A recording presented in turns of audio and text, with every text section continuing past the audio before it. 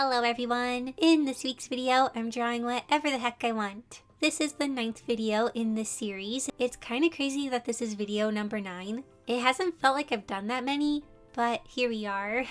I really like this series because I can just draw whatever I feel like drawing. There's no theme or challenge I need to stick to. I can just let my creativity flow. So let's see what my creativity comes up with this time. Warning, it might get a bit weird.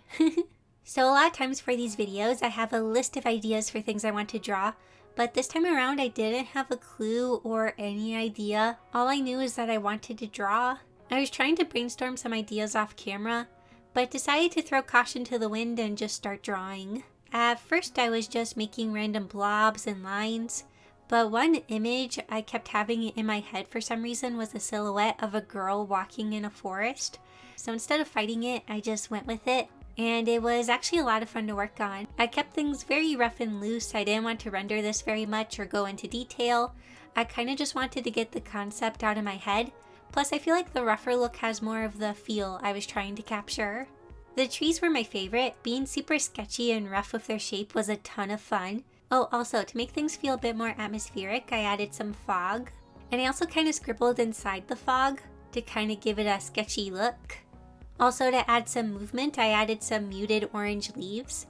I thought the orange would be a nice complementary color to the muted blue. To make the leaves of the trees, I used a really large pencil brush and blotted the texture all over the top of the canvas. I also added a gradient map to make things feel a bit more eerie. So yeah, this was my first kind of warm-up drawing, and I felt good after working on it. I feel like it helped me get into the groove. For the next drawing, I still didn't know what I wanted to draw, but I found this glitter texture on the asset library, and I thought it was really neat, so I wanted to use it. I actually thought it was a brush at first, and I was a bit disappointed when I learned that it was just an image, but when I set it to the layer mode color dodge, it actually looks pretty cool. Now I just need something to go with the sparkles.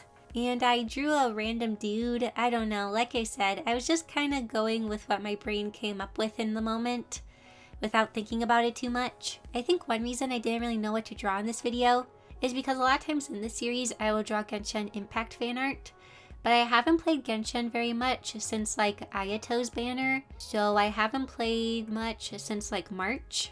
I've checked in and played the game a couple times, but I just haven't had much time to play it. Plus, I feel so behind, and because I am so behind, I can't take part in a lot of the newer stuff. So that's also a bit unmotivating to play. I feel like I have so much stuff I need to do before I can get to all the new stuff. But I do think a lot of the new characters look really cool, like we finally have Dendro characters, and that's really neat. I keep seeing memes about Tainari, and he seems like a really funny character. So yeah, I haven't been really playing Genshin, but I do kind of stay up to date as to what's going on in the game. Maybe I'll get back into it eventually, but I've been kind of distracted with other games, and I only have so much free time. So as you can see, I'm coloring and shading in grayscale, and that is because the glitter layer being set to color dodge was affecting my colors underneath it. Like, it would make the colors way brighter and super saturated, so it felt easier to shade the picture in grayscale, and I'll try adding color with a gradient map or something like that. I did turn the glitter layer off when I was doing the cleanup and finer stuff because I wanted to be able to use the eyedropper to select the different values. So now my picture looks very, very dark, but it will get lighter again.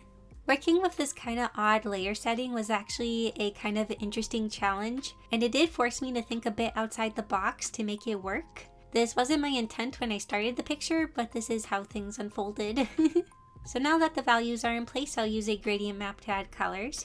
I played around with this a lot, and I will probably edit out a lot of it because it makes the screen flash kind of weird when I'm going through the different options. So you'll pretty much only see what I end up choosing. To make things more interesting, I also added different color lighting on each side. It kind of ends up looking like this character is at like a karaoke place or some place with a disco ball. And this picture is pretty random, but I did enjoy working on it and using the kind of funky colors and layer modes. I think it resulted in a very different vibe that I don't usually draw. Plus it's glittery and shiny, and we all know how much I like glittery and shiny things. So these next two drawings are kind of different.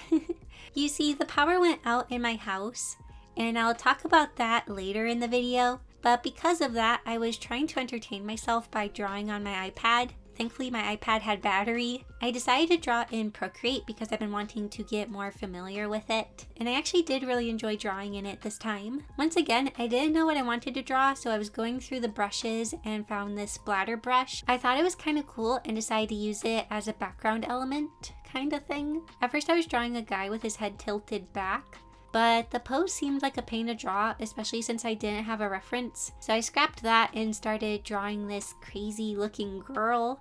Like I said, I was just kind of going with whatever popped into my brain because I didn't really have any particular ideas. And this is what I did. And when my sister saw this, she was like, "Are you okay, Becca? Is everything all right?"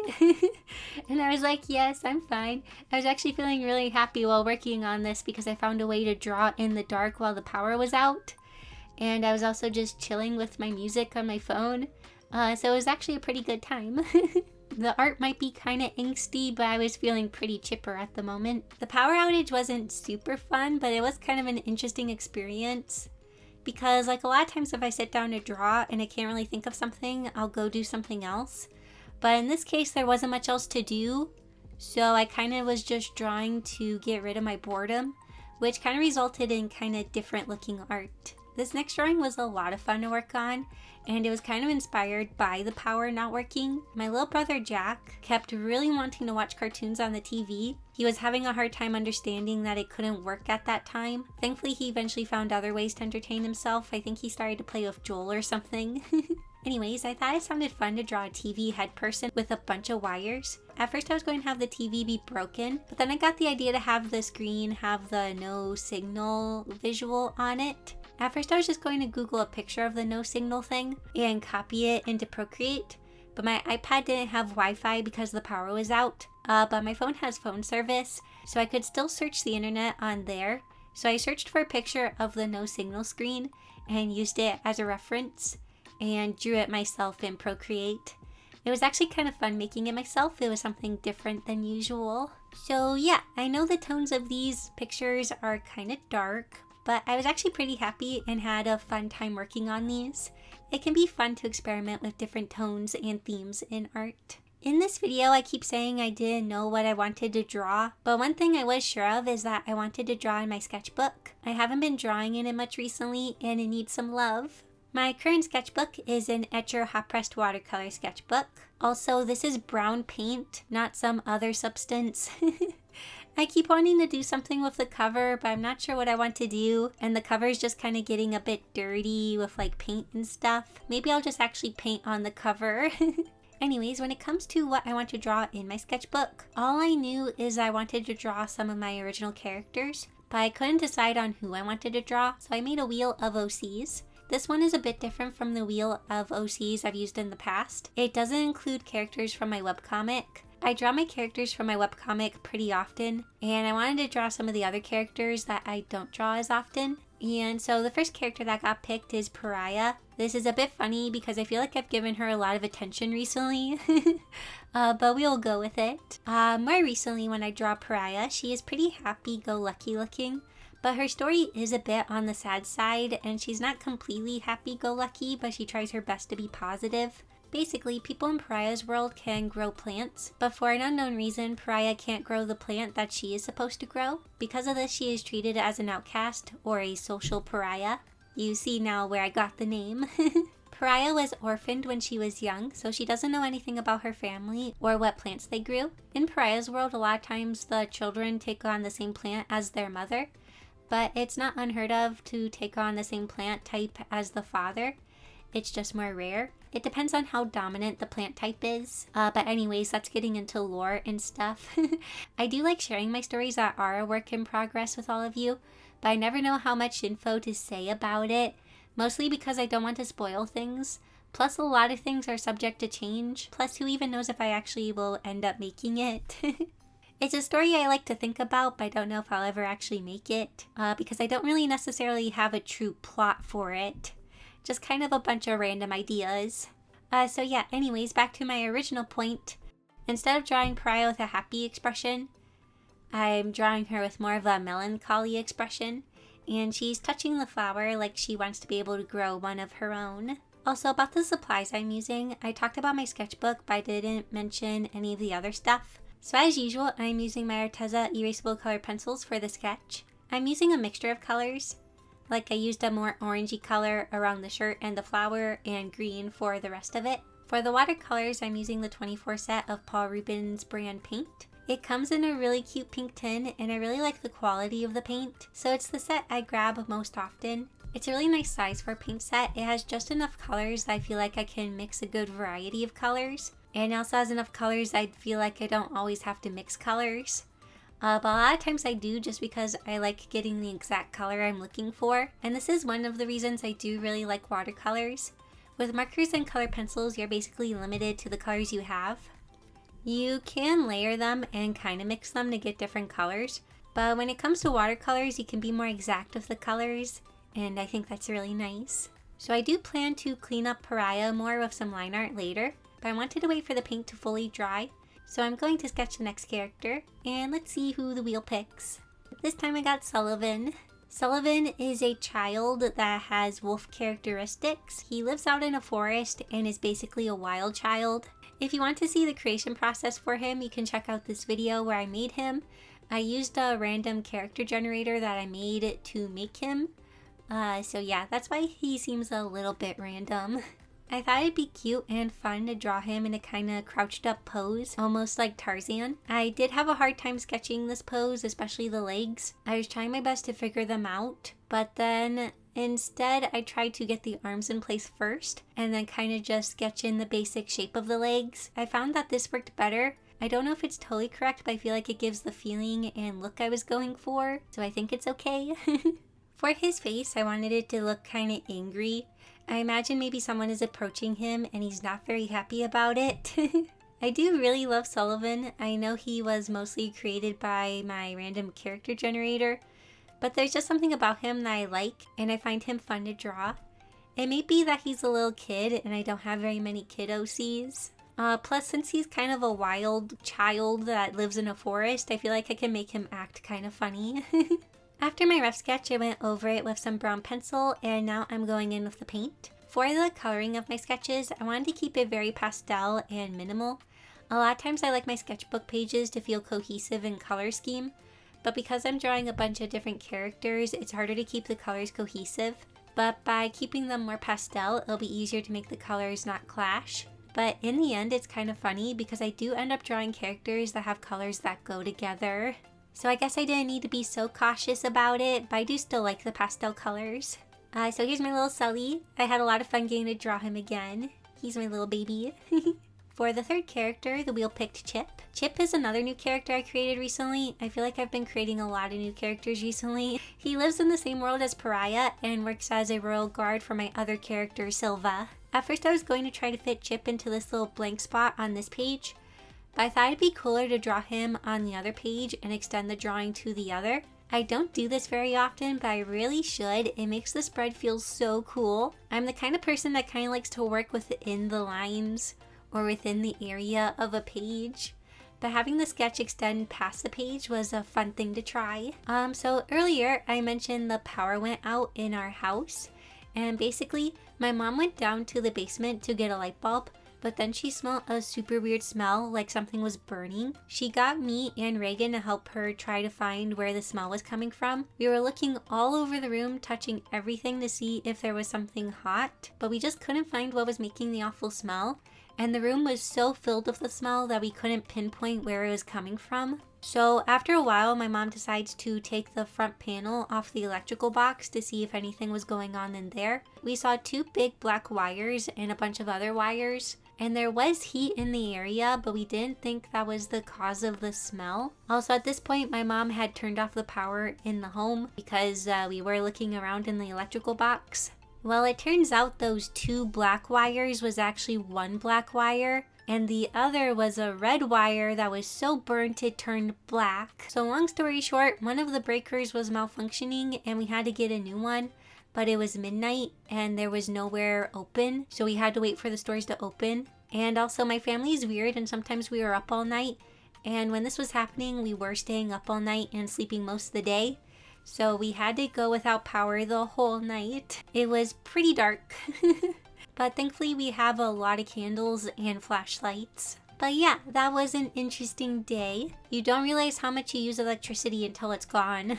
A lot of us were just really happy a fire didn't start. According to the person that came out and looked at the issue, we were super close to having a fire start. So yeah, thankfully that did not happen.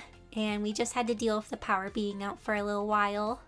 It actually ended up being like 10 hours. Thankfully everything in the fridges and freezers stayed okay. So I kind of talked over the whole process for Chip. Sorry, Chip. But now I'm drawing Owen, who is my other wolf boy OC. I imagine he lives in the same universe as Sullivan, but I don't think they would have anything to do with each other. Owen is a senior in high school and he attends the same school as Raylan. Raylan is a sheep, but she acts more like a wolf. And Owen is a wolf, but he acts more like a sheep. I always really want to draw the dynamic between them, but I never really get a chance to. Maybe I should do that in the next drawing, whatever the heck I want. I think that'd be a lot of fun. Maybe make a few comic pages with them. But now that all the characters are drawn and the paint is dry, I'll add some line art to my sketches to make them more seeable and also clean them up a little bit. Once again, I'm using different colors for the line art in different areas. It makes things feel a little softer and also adds more color. Since I did keep the colors light, I wanted to add a bit more. Oh, and I did add a little bit of color pencil, just to add a little bit of shading. I especially felt like Chip needed a little bit more dimension. And here's my finished sketchbook spread. I had so much fun drawing my characters, especially since some of these don't get to be drawn super often. And plus I got to fill some pages in my sketchbook, and like I said, I haven't been drawing in it all that much. So I'm happy I got to fill some pages. Also, I want to turn Sully into a sticker. I may do that for my next Patreon mail. I feel like he'd make for a really cute sticker. The last day I was filming for this video was the day that Splatoon 3 came out, and I was so excited for it. I actually played the game some before getting started on work because I was so hyped. Because I did have so much hype, I wanted to draw some characters from the game, and I decided to draw the idol group from the game, and they are known as Deep Cut. Right now I'm drawing Shiver, and she is holding her fan. Next I'll be sketching Fry and Big Man. Big Man is great. Also, something I noticed is that my brother Joel was wondering what Big Man is, and I was like, oh, he's a manta ray. I was like, oh, Big Man, manta ray. When I saw the group for this game for the first time, I thought they were all super neat, and I liked all of their designs. I know a lot of people seem to not like Fry because of her big forehead, but I think she's really cute. She has a lot of really unique characteristics that I like. I think her eyes are super neat, and I love her super long ears. I also really love Shiver's design. She looks so cool and kind of mature. I really like the personality her design gives off. Although something I didn't really stay true to for the designs were their triangle eyebrows. They are a very interesting design choice, but I decided to draw them in a slightly more normal eyebrow shape. I hope that's okay. And I am really happy that I drew Shiver, Fry, and Big Man. However, a couple days after I filmed this, I got further in the story mode in Splatoon 3, and let's just say I now really want to draw some of the characters I saw in the story mode. I won't spoil who they are, but like, I love their outfits. They look so good. Also, it's not too far in that you see them, so it's not too much of a spoiler, but I won't say who they are. But if you know, you know. So yeah, but now I really want to draw them. I really love the art style of Splatoon. I think all of the characters are so neat, and the overall atmosphere and vibe of the game is just so cool. But I do find the style to be a bit tricky to draw. I tried my best to kind of combine my style of drawing, but I'm also trying to stay true to what the characters look like in the game. I still want them to look like Inklings and Octolings, but it can be a bit tricky. It's kind of like how I used to have a hard time drawing Marinette and Adrian from Miraculous Ladybug. Whenever I would try drawing them, I felt like I needed to stay true to the style of the show, but then things just felt a little weird. But thankfully I feel like this turned out okay. I think I am most happy with how Fry turned out. I had a lot of fun with her colors. Also, if you play Splatoon, what's your favorite mode to play? I've played all the different modes pretty evenly, but Salmon Run might be my favorite at the moment. It's a lot of fun working on a team with people, and it feels really good when you succeed. I've also been having a lot of fun with the story mode, but one of my favorite parts is just dressing up my character. That's like practically the best part of the game. So here is all the art I created in this video. I feel like I made a lot of art this time around, but that was probably because a good amount of the art this time was fairly simple sketches. so I was able to do a lot of art. But I had a lot of fun making everything, and that's what matters. Like I often say, I really enjoy making these videos, and I hope you all enjoy them. Before we end, I want to say a big thank you to my wonderful YouTube members and Patreon patrons. And a big hello to my newest patrons, Bing Bing and Bree Jones 51. Thank you so much for your support, it means so much to me. And thank you so much for watching this video. I hope you enjoyed it, and I'll see you all next week in my next video. Bye!